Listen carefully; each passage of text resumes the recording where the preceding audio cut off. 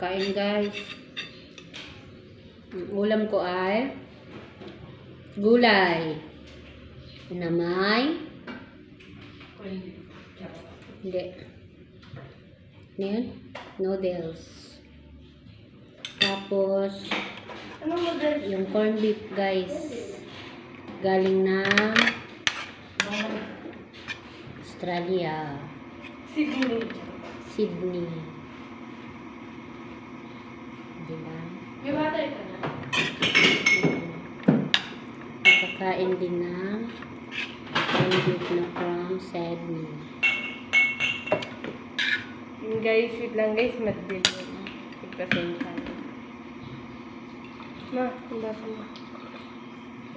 Ayaw niyo magbigay mo. Dumating ang bisita guys galing sa Sydney, Australia. Anak ni Ate Amin. Panganay si Jed. Shout out. Shout out po dyan. Ang ulam ko guys na may sabaw. Gusto kasi may sabaw tapos may gulay. Nilagyan ko na lang ng Anong noodles yan? Ma? Noodles. Anong noodles? Chicken? homey beef. Beef. Umi. Ay, naikot.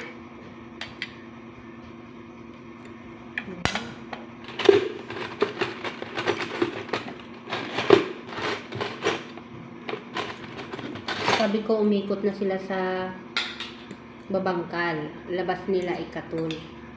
Kasi guys, ang ganda na talaga doon. Na-develop na yung ano. Yun lang ko dahil kapsan. Nadilim din. Sabi ko,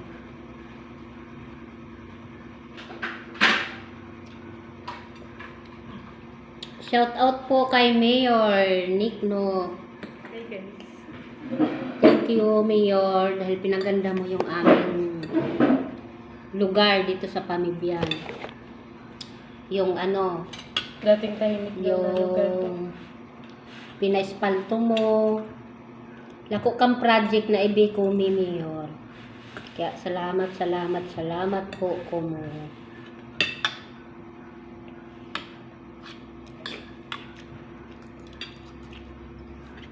Proud Mayor.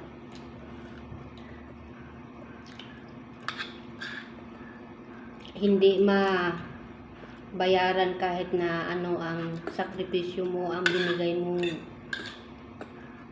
tulong dito sa Barangay Pamibyan. Napaganda mo yung kalsada namin. Tapos yung irigasyon ng mga magsasaka. Diba? Ang galingan, naukay na. Nakita namin yung developing talaga. Ma, naalala mo? Thank you, Mayor. Yung pasalubong niya kahapon guys, ganito nang natira. Naubos na. Yung kamas mo. Singkamas. Kasi 8 piraso lang yan. Ilan yung walo? Ma. 8. Kakahiya. Sa San Marcelino namin binili, guys. 8 piraso. Ang liliit. Mas matamis pala pag maliliit kaysa yung malalaki. Malalaki kasi matabang. Ito ang mansanas na.